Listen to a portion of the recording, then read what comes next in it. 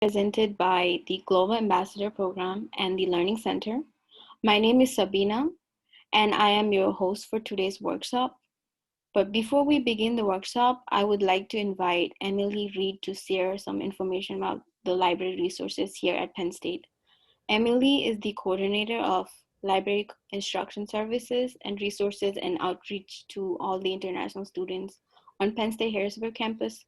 In addition, she also serves all students and faculty in the School of Public Affairs.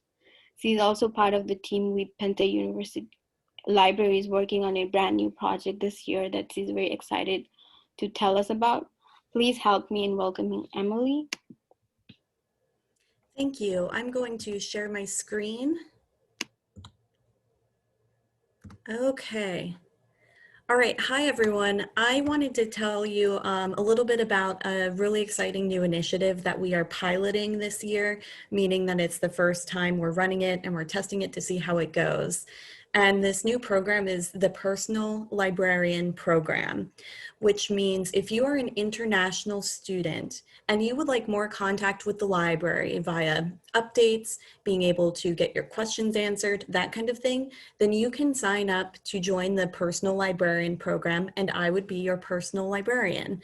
And what that community is it's operated out of Canvas. And I know all of you are very familiar with how Canvas works. So you would sign up in Canvas and we have discussions that we discuss, I guess, different topics that we discuss. I have pages on there with links to important library resources, to library websites, and they're all going to be really applicable for international students. This program is specific to international students for our pilot this year. So it's a way to stay up to date about things that are in the library. I'm going to be posting about events that are happening, any new resources or new services that we're offering. You'll be hearing about it that way. You'll be able to get research help. You can either schedule a meeting with me in Canvas, or you can use the discussion board to ask a question that everybody can see, and I would respond that way too. So I am going to share in the chat here my email. So if you have questions, you can email me. I'm also going to share the link to join, as well as a quick video about how to sign up, because it's a multi-step process. It's not as easy as just hitting join. I wish it was, but there's a few steps. So I have a short video showing you the process of signing up.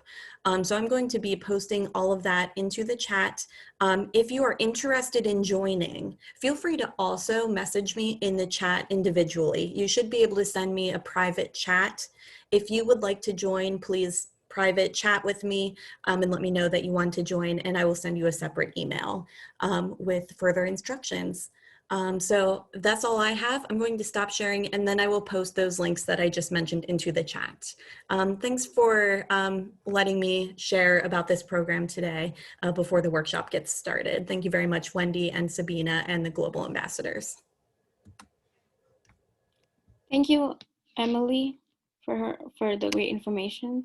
Now we're gonna go next and invite a special and talented speaker of today, Damien Cowger. He's the Assistant Director for the Russell E. Learning Center. He is going to share with us some useful tips in how to research and write American college academic papers. He will also explain the important elements of constructing a paper, such as getting the information, developing an outline, writing a thesis statement, revision, and some citation rule will also be covered. Hopefully with this workshop, we all can increase our knowledge and skills for researching and writing a professional American academic paper. Without further ado, let us welcome Damien. Hello, everybody. I'm Damien. As she mentioned, I'm the Assistant Director of the Learning Center. A big part of my job as Assistant Director is overseeing all of the writing tutors that work at the Learning Center. So doing the writing program, that's a big part of my position. The Global Ambassadors have asked me to give this presentation today. Sabina did a great job of giving her a preview of what I'm going to be talking about. More than anything, I'm sharing tips that we see as tutors of common issues that students have when developing a research paper. If you have any questions as we go along, please feel free to, I'm keeping an eye on the chat here. Please feel free to unmute yourself or type something in the chat, and maybe Sabina or Naufal, if you can let me know when somebody chats, because I'll be going on and on and on, and you can interrupt me and just let me know. That way I don't have to keep an eye on the chat. So yeah, so we'll go ahead and get started with the presentation. A little bit about me before we get started. I'm a former professor. I taught at the college level for 7 years. I've taught at 4 different universities around the country. I've been working in higher education since 2009, and I've been in my current position for, I believe this is the beginning of my 4th year. So I've been here as long as the SEC has been here. So I started on the first day that the SEC opened. So I'll always remember when the SEC opened. So I'd like to start with common assumptions that students have about papers. I think students have, based on what I've seen at the Learning Center and me talking to different professors, students seem to have the same perception of how the paper works. There's a certain cycle. Students will be assigned a paper, then they'll pick a subject, they'll make an argument about that subject, cram some research in, and then turn the paper in. So it seems like this is a very common way of turning in papers. Like I said, I've talked to several professors.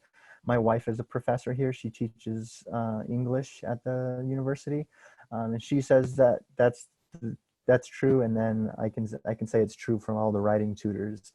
This is an okay way to do a paper. Like it's a very mediocre way to do it. This is the way everybody wrote papers in high school. This is how I wrote papers in high school. Just picking something, making an argument, really forcing the argument, cramming the research in, and then turning that paper in. I want you to look at it for a more realistic perspective. Now I've got all these blocks here. So you noticed on the previous slide, everything was in a cyclical motion, like everything just kind of goes in a row. I've got all of these boxes. I've got these 9 boxes here. These things can be happening at any time in the writing process. A big takeaway that I want you to have from today is that writing really is a process. You know, you're starting from brainstorming, going into drafting, going into revision, and then polishing.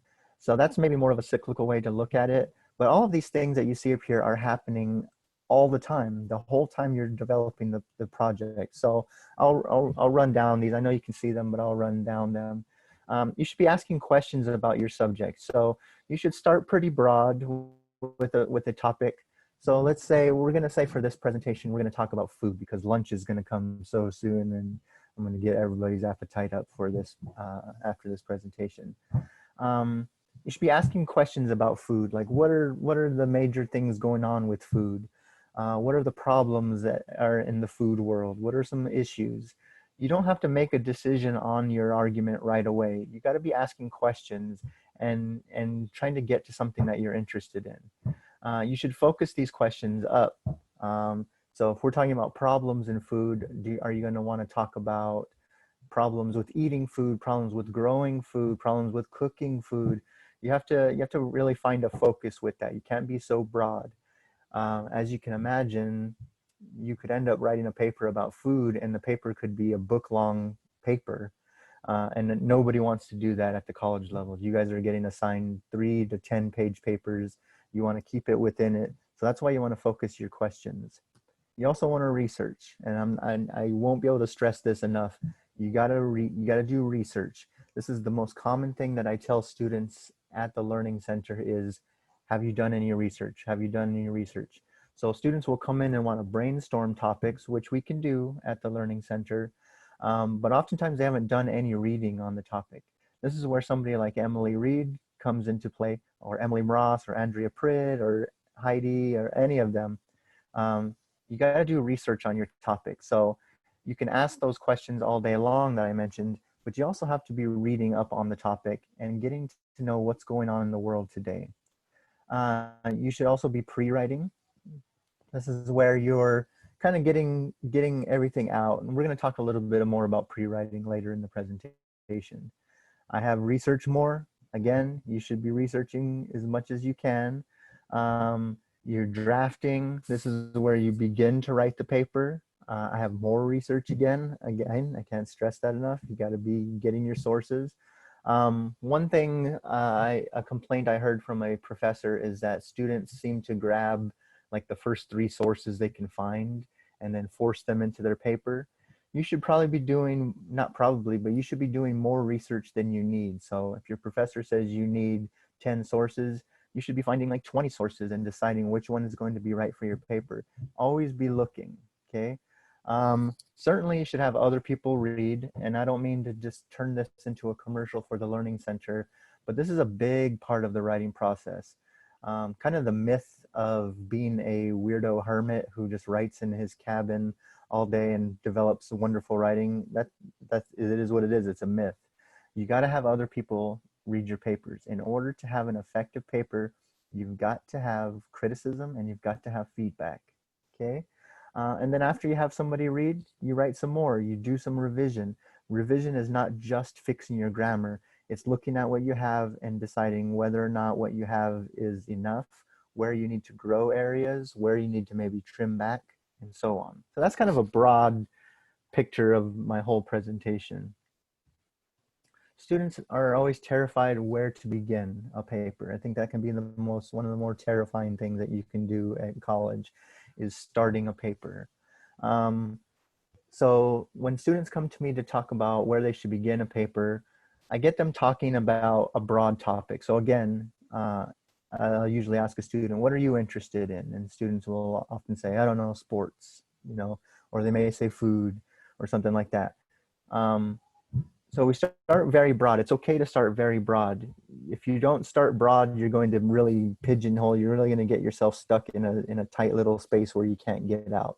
Starting broad is the best idea, and then talking it out. Okay, I have read there. Certainly you want to be reading about the broad topics to get a sense of what you want to talk about. So if you're interested in sports, you know, what kind of sports are you interested in? What are some issues going on with sports today?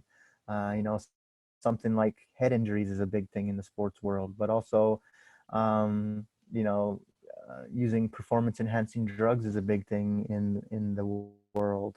You got to read about different things in sports to decide what you want to write about. Now, the third one on here, I think, is the most important, really.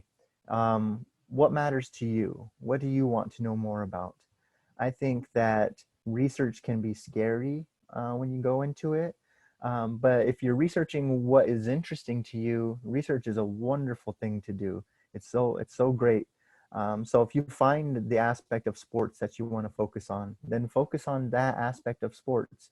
Don't just write the paper that you think your professor wants you to write. Find interest in what you're going to develop.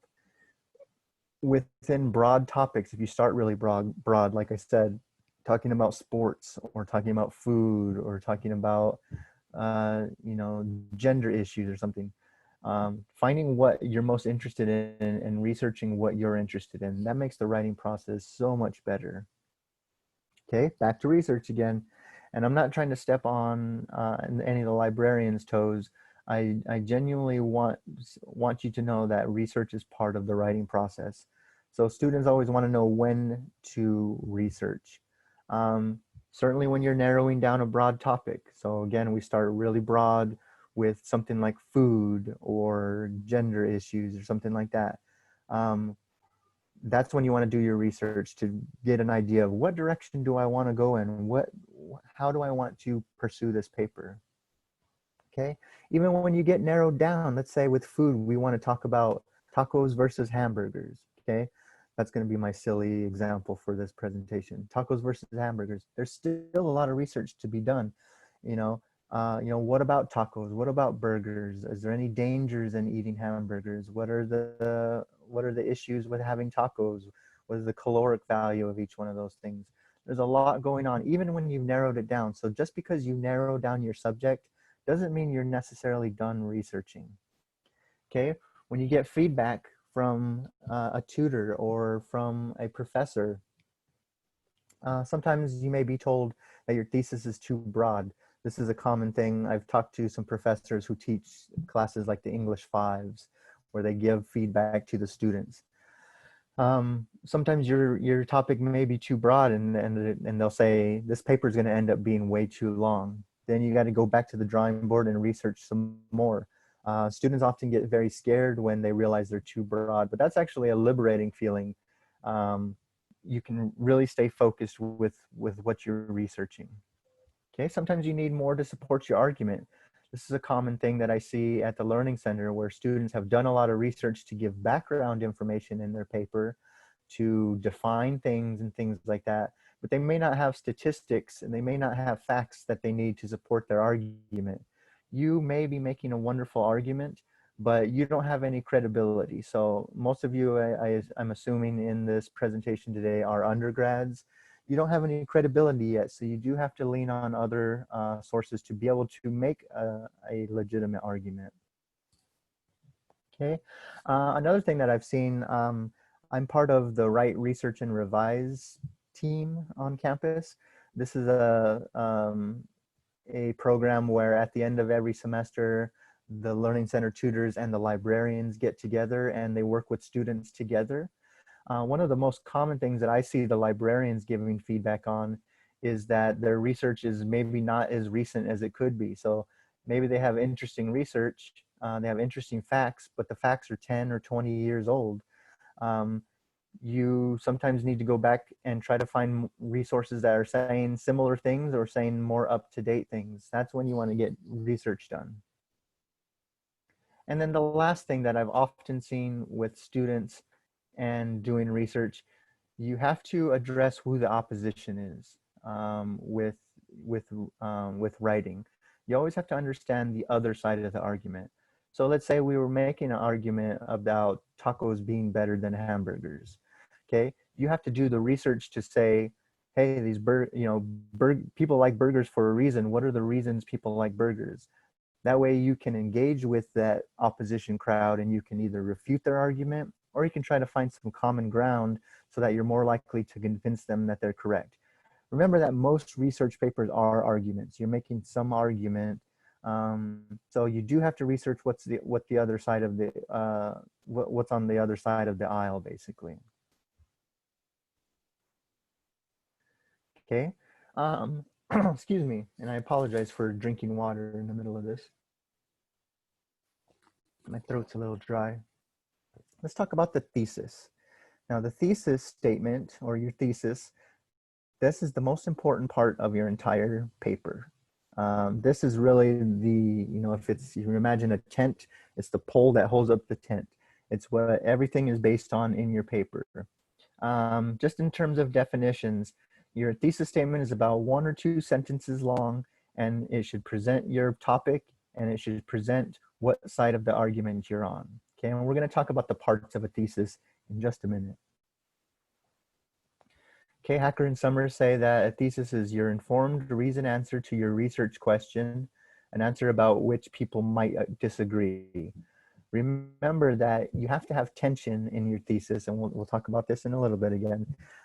There has to be an argument where people can disagree. So I'll give you an example of a bad thesis I saw one time. A student made the argument that children are a miracle. Okay, people might not, or probably won't disagree with that. They'll feel like, oh yeah, children are great. Most people in their right minds aren't going to be like, nope, children are little devils. So you got to make sure that it's something that people can disagree with.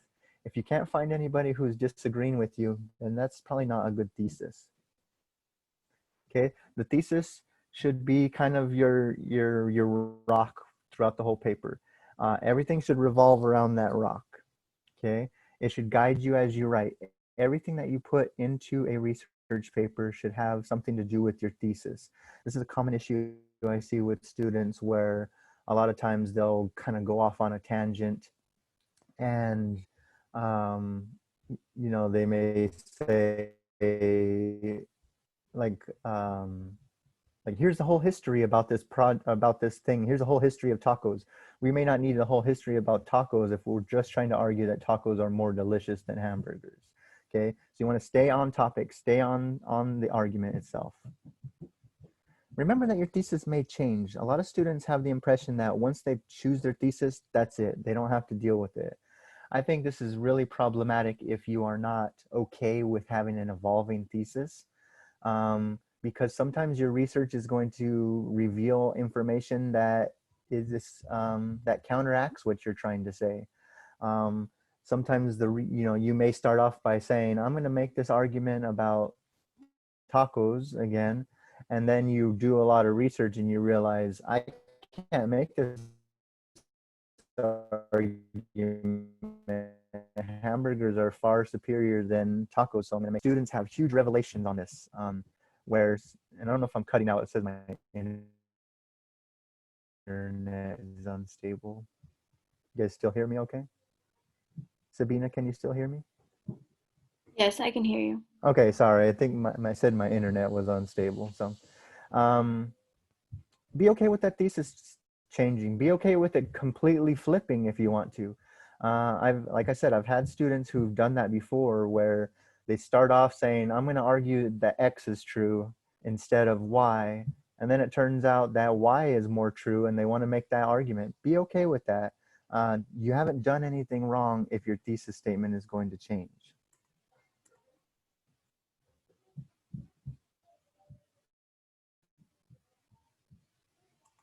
All right. Okay, so the 4 pillars of a strong thesis, 4 things that you really want to consider when it comes to building that good 1 to 2 sentence long thesis statement. You got to stay focused. You got to have a tight focus. Okay, so an example of a bad thesis would be to say, we need to do something about the environment. Okay, that's not very focused. The environment is everything. There's so many things that we could talk about. We can talk about air, we can talk about water, we can talk about pollution, we can talk about animals dying, we can talk about rainforests. There's so many things to talk about. You got to stay focused or else you're going to end up writing, again, you're going to be writing a paper that's way too long. Being more focused, like for example, with that example, is saying, let's talk about fracking in Pennsylvania. So we're being very narrow with our focus. We're not just saying the whole environment. We're talking about a type of environmental issue in a particular place. That's going to be a much smaller paper than trying to take on even fracking in the whole United States. That's going to be a whole challenge to try to engage with 50 states, whereas we can just talk about fracking in Pennsylvania. So stay focused with your thesis. You do have to have tension. There has to be another side to the argument, okay? So if we say, I don't know, again, if we say that tacos are better than hamburgers, we have to have an audience who thinks that hamburgers are more delicious than tacos. You can't just say, can't just pick an argument that is inarguable. You can't say, for example, you couldn't say women get paid less than men. You can't argue that because that's just true. Okay, it's got to be something where people have different opinions than each other. Okay, so you got to have that tension. Make sure that somebody can disagree with you. That's a really important aspect of it. Otherwise, you don't have a strong thesis. Okay, it's got to have significance. I'll give you a great example of a terrible thesis with terrible significance, and it's tacos are better than hamburgers. That's a terrible thesis. Okay, that's just a jokey one that I use for this presentation. There's no significance to that. Now, if I added significance to that thesis to say tacos should be chosen over hamburgers because hamburgers have a health risk, then suddenly we have significance. Suddenly we feel like, oh no, I might get sick if this happens. So it's got to be significant to a large number of people. There's got to be, it's got to be significant. Like another example would be saying Xbox X Series X is better than PS5. There's no significance to that. Okay, there's no kind of danger involved. There's nothing that's going to trouble somebody. And then the 4th area is clarity. You got to be clear in your thesis which side of the argument you're choosing, okay, which aspect of the article you're choosing. Again, you couldn't say the environment is problematic, okay? That can mean a lot of things. You have to make a choice of saying, fracking is a bad idea or fracking is a great idea. Whatever side of the argument you're on, you got to be very clear about that. So you can see a thesis is a very complicated thing. You've got to wrangle in 4 different aspects. You got to be focused. You got to have an opposition. It's got to be significant to a large amount of people. So you couldn't make the argument that, you know, something about your grandfather or something like that. It has to be significant for all grandfathers. And there's got to be clarity. So you got to find this balance of being broad enough to include everybody, but narrow enough to not write a paper that is, you know, 162 pages long. Okay, so let's talk again about getting started with a paper. I think this is a scary thing to see an open Word document that you haven't started anything in. The little cursor is blinking and it's just, I find that horrifying. That's a terrifying place. And your teacher says you got a 5-page paper due and you're like, how on earth am I going to write a 5-page paper? Okay, I've got some tips on how to develop the paper. The first thing is that remember that Microsoft Word is, maybe it's not the greatest tool that we have, but it's a wonderful tool where we can we can move words around. We can start wherever we want to in the process. Okay. 3 things that I recommend when you are trying to get started with a paper: free writing, outlining, and cluster maps. Okay. Free writing is just what it sounds like. You're just getting started. And if you've taken an English 15 course, you've likely done some free writing or pre-writing in a class where you just get your ideas out there. This is a terrible metaphor, but I liken free writing to like vomiting. It's kind of like bleh, you get all your ideas out, you get them all out there. Some of those ideas are good, some of those ideas are terrible, some of them need to be wiped away, but that's the goal of free writing, is just to get everything out of you. Okay, then you can kind of sift through what's in there and get it out. Okay, maybe a nicer metaphor would be like if there's a toy chest and it's full of toys and you pour out all the toys everywhere and you sift through, try to find just your Legos, and you're sifting through and you're trying to find just those things. Be okay with that vomiting idea. Be okay with just getting ideas out there. You may sit there and write and say, I don't know what to write. I'm frustrated with this assignment. I don't know if I'm going to be able to write about something about the environment. I don't really care about the environment, although I do care about fish getting trapped in garbage. See, and this starts to evolve for you. You start getting ideas out. You can delete stuff. That's the great thing. Pencils have erasers.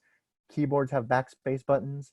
You can get rid of things. It's way better to just get a bunch of junk out there than it is to try to grow ideas. It's easier to peel back and do that. I think free writing can be very, very liberating. A lot of students are afraid to do it because they're afraid that people are going to read it and laugh. Know that any decent human being isn't going to laugh at you for free writing. Peer reviewers should understand where you're coming from. Learning center employees, they're very happy to look at all of the garbage or nonsense that you've got out. It really takes that. One last metaphor for you, and I apologize for the metaphors, I'm a writer. If you go to an old house, let's say, that nobody's lived at for a long time, and you turn on the faucet, what's going to come out is a bunch of brown, dirty water. That's just going to happen because there's a bunch of junky ideas. After a little while, when you let that water run, like, it may come out hot and dirty and gross, but after you let that water run for a little while, it starts to run clear and it's cool and it's usable. That's kind of how your brain is. You got to get all those ideas out there just to get the junk out of the way, because you know, when you sit down to write, you probably have the idea that you have to take a math exam later, and you got this other assignment due, and you got a paper due for your psychology class. You got to get all of that out onto the paper and get rid of it. I think that's a really good idea. So that's free writing. Okay, that's maybe the more liberal thing to do, is just write things.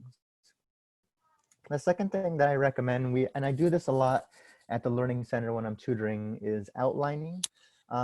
Really trying to get a sense of what you want to write about. Now, this is how I organize a paper, especially an argument paper.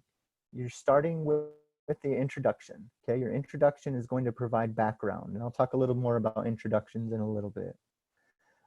included in your introduction is your thesis statement. Your introduction should be working toward your thesis statement. The thesis statement should be one of the last sentences in your introduction, okay?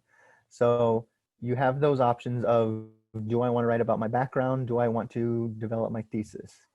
Okay. The next part of your paper, the whole body of your paper, students like to talk about body paragraphs.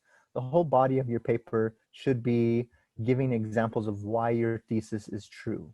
Okay, these are your claims. Okay, so if I want to argue that tacos are a safer bet than hamburgers, or a more nutritional bet than hamburgers, I have to give you reason number one. Okay, reason number one is because there's more vegetables in a taco. I don't know, I'm just throwing that off the top of my head. Okay, so think of that, of you have to provide your reasons. I think that the thesis is true, so now I have to give all my reasons why I think my statement is accurate. Within your claims, you have to provide evidence. So each claim that you have should have some evidence, and evidence often comes in the form of research. Okay, so if I want to argue that tacos are healthier, that reason number one why tacos are a better choice is that they're healthier, then I got to provide statistics on saying, okay, so a taco has 150 calories, whereas a hamburger at Burger King has 600 calories or something like that. Okay, I'm giving evidence of why the thesis is true, so I'm providing why and then how. Okay. Okay, an argument at the level that undergrads are writing at typically has about 3 claims. Don't feel like you can only do 3 claims, and don't feel like you have to have 3 claims. I've seen very effective papers written that only have 2 claims. I've seen great papers that had 5 different claims. It really depends. And when you're first outlining, just worry about the most important reason why you're right. That's where I always tell students to start. Worry about claim number 1, maybe claim number 2. Get some feedback and decide if you need claim number 3, claim number 4. Always worry about the why, the major why first. What's the major reason why we think tacos are a better choice of lunch than hamburgers? Okay, another whole section of your paper should be what the opposition is saying. This is called presentation of opposition. This is where we're saying, okay, so we've given all our reasons why tacos are good. Let's talk about why people often want to choose hamburgers. Okay, so maybe because a bun is a healthier option than a fried tortilla. It may be because you get more food in a hamburger than you get in a taco. Whatever that might be, you wanna present what the opposition is saying. Then you want to respond to that opposition. So you can make refutations. You can say, yes, this aspect of of hamburgers is true, but this more major caloric issue with tacos is way more important than the hamburgers themselves. So you're trying to find common ground. Whenever you're arguing with anybody, it's best to find common ground and say, okay, so where do we agree on this? And then once you get people to see that you agree in some place, it's easier to convince them that you are correct. And ultimately, that's what you're doing with an argument paper. You're trying very hard to convince somebody that you're right. Okay, so I mentioned that already. How do you respond to that opposition? Again, you can shut them down and say, nope, here's why you're wrong. Or you can say, yes, you're actually right about that aspect, but blah, blah, blah. The paper always ends, of course, with a conclusion. And I'll talk about conclusions a little bit later. So this is what I've sit down with students, and I have a whiteboard in my office, and we'll usually draw out, and I'll ask them these questions of, what are you trying to argue, and why do you think that is true? Okay, I think that's a really good place to start. Really focusing on this middle area first. I think a lot of students want to start with the introduction first. It doesn't make sense to always start with the introduction, as weird as that sounds. Sometimes you have to write the introduction after the fact. I recommend cluster maps. There's a website, and see if I can get to the chat here. There is a website called bubble.us. It's bubbl.us. I just put it into the chat, where you can make cluster maps. So we can actually look at it in a different way. Sometimes this helps students to look at it in a different way. You see how these lines where everything is connected. We have the thesis in yellow, and the thesis has a line connecting it to claim number 1, which is one of the Y's. We have the thesis connected to claim number 2, which is another Y, and then thesis connected to claim number 3, which is your final Y. And then each claim has branches of evidence going off of it. This can be really helpful when you're trying to develop your paper of, if you know you're going to make this argument about tacos versus hamburgers, then you can see how they're connected. It's nice to visually see how they are tethered together. Having all these tethers, all these lines connecting the boxes, I think that makes it easier to keep the thesis, to keep everything tight to the thesis, because you can see literally there are lines that are connecting these ideas. If you have an idea or a claim or evidence that doesn't have to do with the thesis, then it's going to be just a box hanging out here in the middle of nowhere connected to nothing. So I recommend this as an option, either doing the outline version of it, where you see the words, or creating these little bubbles. That bubble.us is a free service. I've recommended this to a lot of students in the past. It could be a really good option for you. Okay, I want to echo what I said before. Starting at the beginning is overrated. So you may not have to start with your introduction. You may want to start with talking about your opposition. You may want to start talking about like your second claim that you're going to do. Start where you're most interested in starting. I used to have that problem in high school of like, I don't know how to start this paper. I know what I want to say, I know what I want to argue, but I don't know how to start it. Who cares about that? Don't worry about starting the introduction until you've written all your claims out, until you've gotten some evidence down. Again, Microsoft Word can be developed. You can cut and paste things. You can move stuff around. Start where you're ready to start. Okay, that's really important. Let's jump back to introductions. With introductions, so introductions do multiple things. I like to think of introductions as an inverted triangle. So we're looking at it like this. It's flat on the top and then pointed at the bottom. It's not the best triangle, but I apologize. You want to start very broad with your topic. So you start your paper by talking about food. And you're saying, oh, there's a lot of wonderful food options for lunch out there. There's shrimp, there's sushi, there's Italian food, whatever it may be. And then you start to get a little bit narrower as you go. You're starting very broad. You start to get narrower and say, some of the best foods out there are actually a Mexican food and American food. Okay, there's a lot of options within Mexican and American food.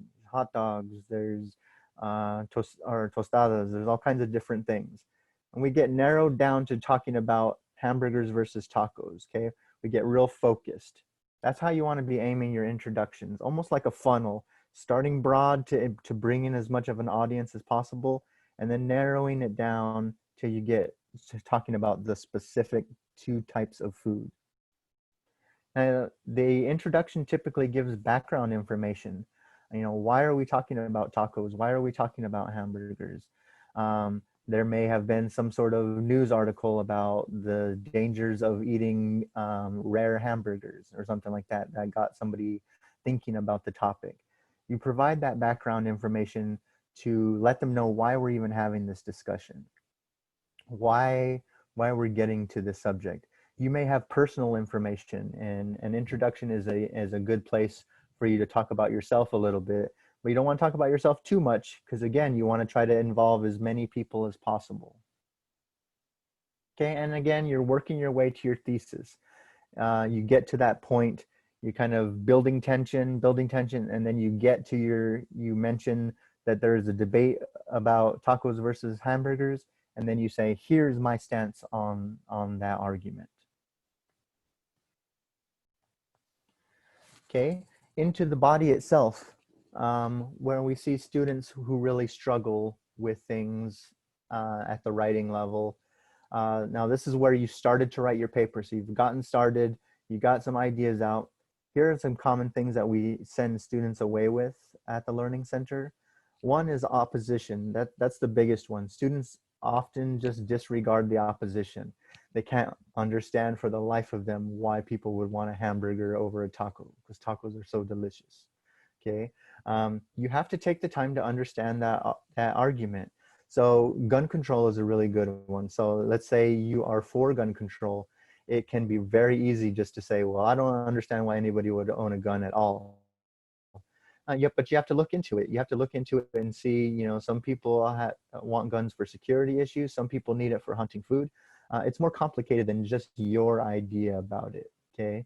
So make sure you're looking into the opposition. Again, this is going to require you to come back and do some more research. Same thing with not enough evidence.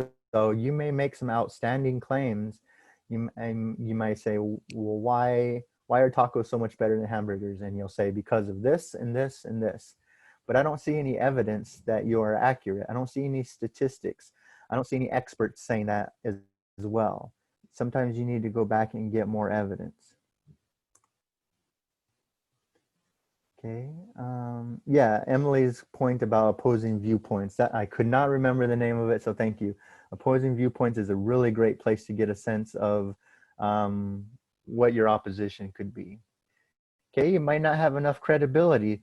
That's a common issue that we see at Write, Research, and Revise, where librarians will take a look at the sources and say, this is interesting information, but it's not coming from anybody credible. It's not coming from anybody who is really an expert in the field. This is where the librarians come in. You can, if you work with the librarian, they can help you and they can tell you, are my sources as credible as they could be? Okay. When you're developing the paper, a common issue that I've seen with students is that they're not using the pronouns wisely. Okay, so students often ask me, am I allowed to say I, me, and my?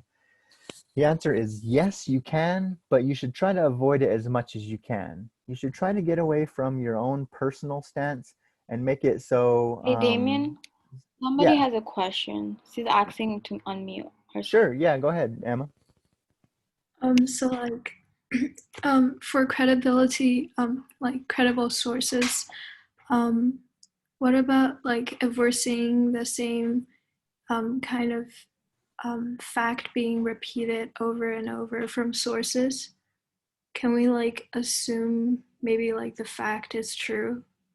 You can assume that the fact is true, but you should look at where that information is coming from. So if you're trying to cite your uncle or something who is not an expert in the field versus you're trying to cite the World Health Organization or something like that, there's usually a better option for the citation. No offense to your uncle, but it just really depends. And you got to ask yourself where that information comes from, who is writing it, are they credible themselves? So is this information coming from a professor or is it coming from a blogger, if that makes sense? Does that help at all, Emma? Yeah, and also another question is like, we're supposed to cite everything, like every information that we get that's not ours. But what if like we have similar ideas that someone already has like published but we don't know? Do we like, I don't know, like should we research all the points that we have and see like if there are evidence about it? Or So I would try to find as much research as you can. You're of course going to write papers that are similar to other people. My best advice with that is just do what you can, find what you can. If like the argument of tacos versus hamburgers, somebody else in the world has had that argument, but I have no way of knowing that. You do the research to the best of your ability. You can ask a librarian to see if they can help you try to find sources, but I wouldn't stress about it too much, just especially when you're finding statistics and things like that. That's when you really want to worry about citing your source. okay. And then also getting feedback, because each instance can vary. Um, so I kind of have to see the idea to know how that can help, or how we can help. Okay, good question, Emma. Thank you. So back to pronoun use. Can you use I, me, and my? You can a little bit. I think the introduction is typically the place where you want to be doing this. You want to make it more accessible to everybody. We want to make the argument seem like it has to do more with that they could experience it, not just you. So if Sabina is writing a paper and she says, well, my grandmother did this and that, and I want to make this argument, at some point, I'm not going to care about Sabina's grandma that much because she's not my grandma. But if she says, hey, grandmas around the country are having issues, then I'm going to say, grandmas? Oh, no, I don't want anything to be wrong with my grandma. Okay, so avoid me and my. So I give an example here of a sentence. This is a common one I see in papers. I think that tacos are better than hamburgers, or I argue that tacos are better than hamburgers. A better example is just to say tacos are better than hamburgers. Okay, just make that argument. You don't have to hedge things by saying, in my opinion, or I think. Just make the argument to people. Okay, take yourself out of it, make it accessible to everybody. Okay, in any paper, you want to stay away from second person pronouns. You want to stay away from saying you and your. You and your are too familiar in a paper. That's too familiar. And it also feels like you're pointing at the reader. That's uncomfortable when you say, you should make a change. Then you feel defensive when somebody is pointing you out. So if an example of using second person pronouns, we can say raw burgers can make you sick. So instead of saying that, we can just say raw burgers make people sick, okay? Because it may not be individualized. Sabina may say, well, I can eat raw burgers all day long and I'm fine. But if we just make it generalized, it makes more sense to the reader. So be careful with first person pronouns like I, me, and my, and the second person pronouns. What if we're making an example? Like, if you're providing an example, then it's okay to use yourself, but I would keep your personal examples to a minimum. Okay. You want to use examples that are from, from well done studies. You can't just use yourself as an example. Okay, I've mentioned this before.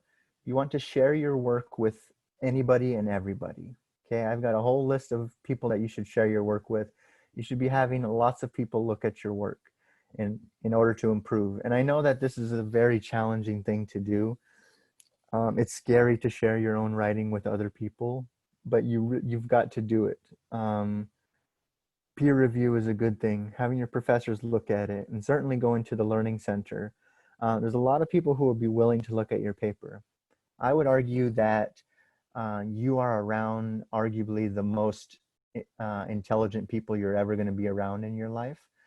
There's tons of people who are at this university. They don't just let everybody come to the university. You got to do good work. These folks are very smart.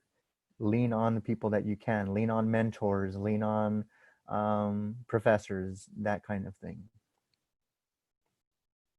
When you are asking other people for help, be kind of direct about what you're asking for in a paper. So a lot of students will come to the Learning Center and they'll just say, how is my grammar? Does this make sense? Does this flow well? It's very general. They're not sure how to ask questions. I've got some questions on the right-hand side here that I think are a little bit better. You can say, are my claims logical? Does it make sense, my reasons for why?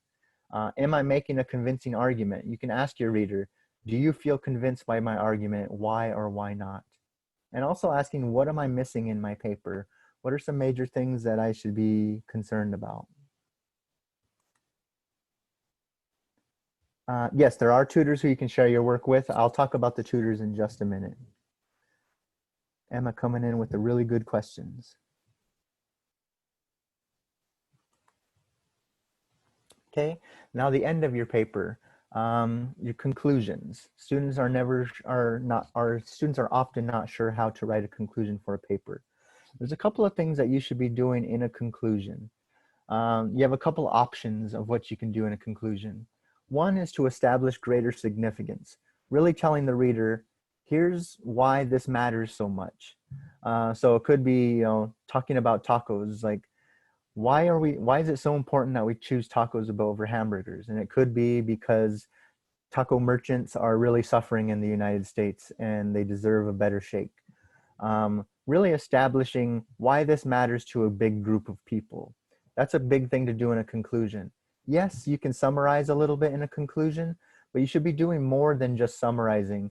Your paper is only 3 pages long. It's awkward to just summarize everything that you said again for the reader.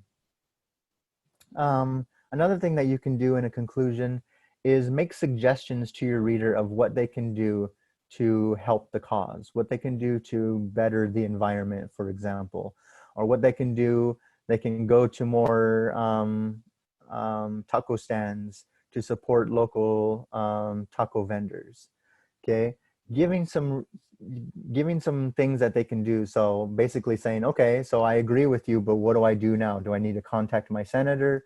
Do I need to protest? Do I need to rally? Do I need to change my eating habits? Whatever it may be, to make your argument, to win your argument.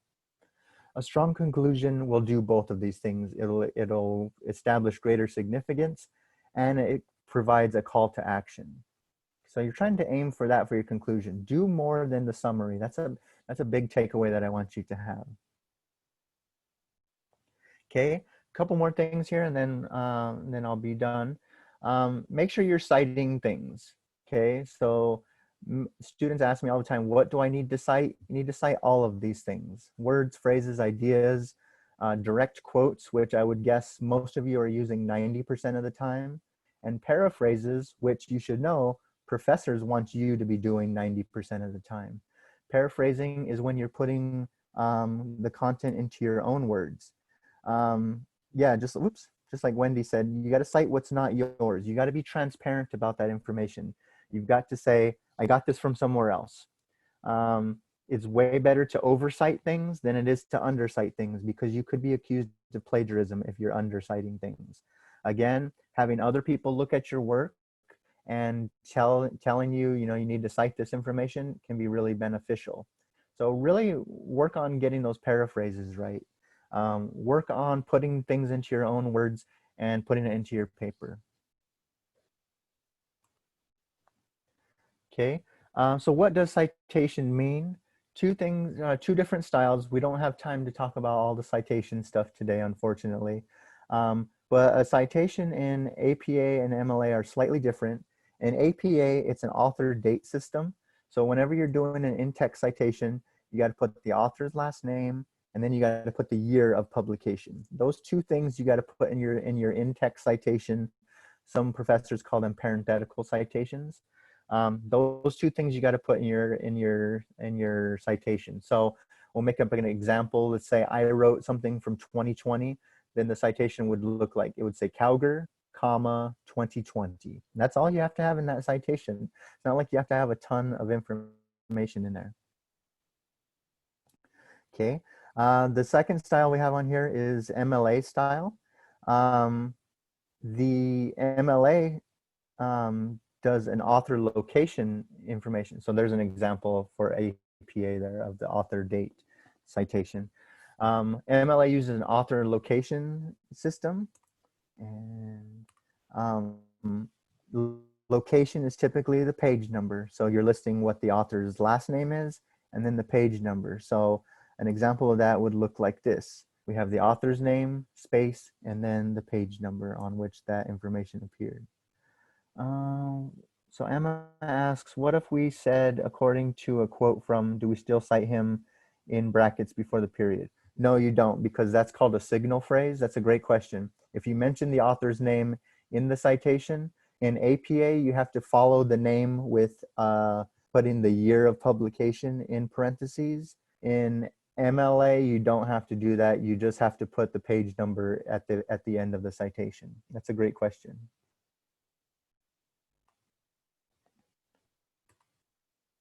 Okay. Let's see. Keeping an eye on the chat. Um, yeah, Wendy's right about that. You have to have an understanding of what the U.S. academic expectations are. That is what Penn State goes by. We can't go by every country's academic expectations. That would be very hard for us. So we go by the American rules. So keep that in mind. I want you to know about this website here, psu.box.com/v/writing resources. This is a good one for you to copy down. The Learning Center has a lot of different handouts on APA and MLA style. We have a lot of handouts on how to develop a thesis, how to integrate ethos, pathos, and logos into a paper, all kinds of things. If you go to that website, which you can find from the Learning Center website as well, lots of great resources that are available to you. Okay, one more thing. So I do want to mention the tutors. We have 7 professional writing tutors who can help you at the Learning Center, and they're happy to go over anything that we talked about today in the session. When I say that they're professional writing tutors, I mean that they all have at least a master's degree in writing or a writing heavy field. These are highly skilled individuals who are available to help you out in any aspect of the writing process that you may be in. So you can make an appointment with a Learning Center tutor. It's a 30-minute session. You can actually come 4 times a week. You can spend 2 hours a week at the Learning Center getting help. I recommend that you come 30 minutes a week for each class that you're writing a paper in. So if you're in English 15, I would recommend you come every week to get help with that. So yeah. So one last thing before we go, I think I saw that Gifty is in the room. Are you here, Gifty?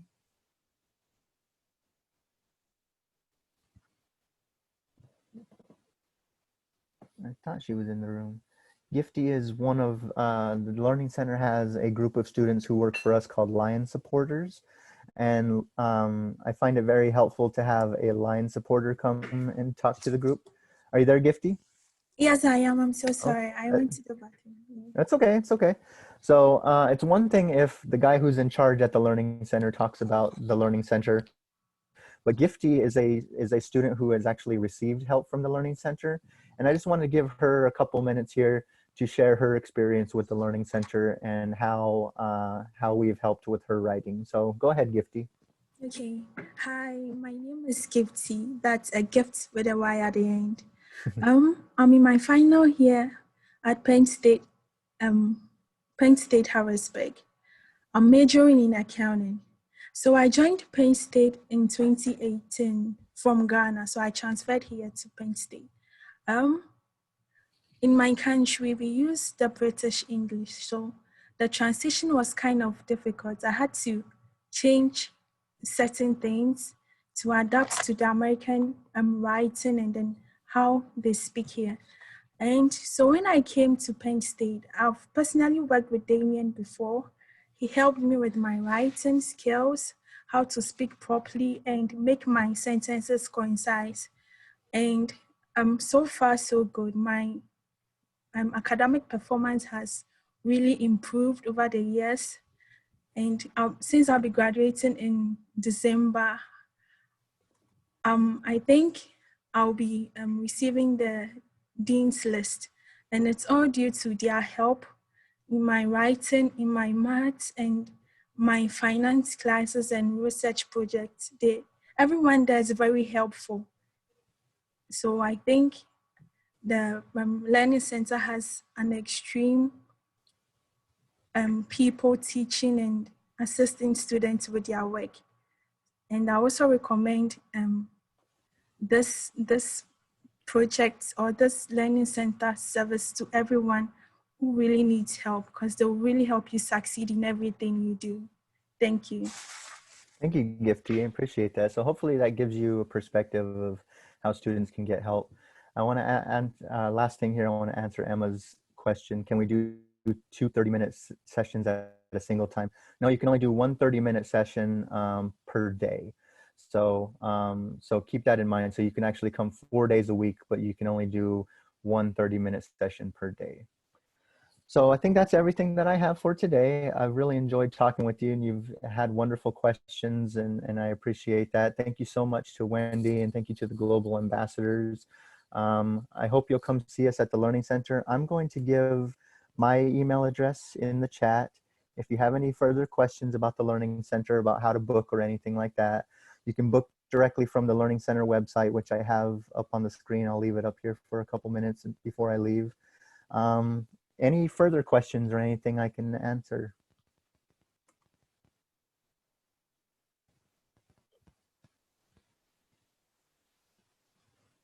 All right, thank you so much, everybody. I appreciate it. Thank you, Damien, for the great presentation. But before we end our workshop, I would like to invite Wendy to tell us something about the upcoming Global Ambassador event. Yeah, hi everybody. Thank you so much for being here today, and a special thanks to Emily and Damien, just bringing your expertise here to this group and sharing with us. We absolutely want to see you all succeed in your academics, and Penn State Harrisburg has a lot to offer, a lot of support and resources. So I just appreciate everyone being here. Again, this workshop was hosted by the Global Ambassador Program. And we just wanted to make you aware of our upcoming cultural event. This is a special one, Dia de Muertos. This is the first time we will be hosting this event. It is Day of the Dead. Maybe some may be familiar with it. It is primarily celebrated in Mexico, but really throughout Latin America. So we have a very fun and interesting, engaging event planned for you. So please join us. That will be on October 29th on a Thursday during common hour. So we would love to have you join. And I think the next slide is just a general calendar of other upcoming events that we have available. We will have a Thanksgiving emphasis event on November 19th. We will celebrate Diwali on November 12th. And as a resource and support, we also have a career workshop coming up, and also a global citizen workshop. So stay tuned. We definitely promote through our email and through Engage on our social media. And we'd love to see you again at a future event. So thanks so much. Thank you, Wendy. I hope everyone will be able to attend some of the events. They're very fun. And this marks our end of our workshop. Thank you so much for coming. I hope to see you all in our Global Ambassador events. Thank you. Thank you, everybody. Have a wonderful day.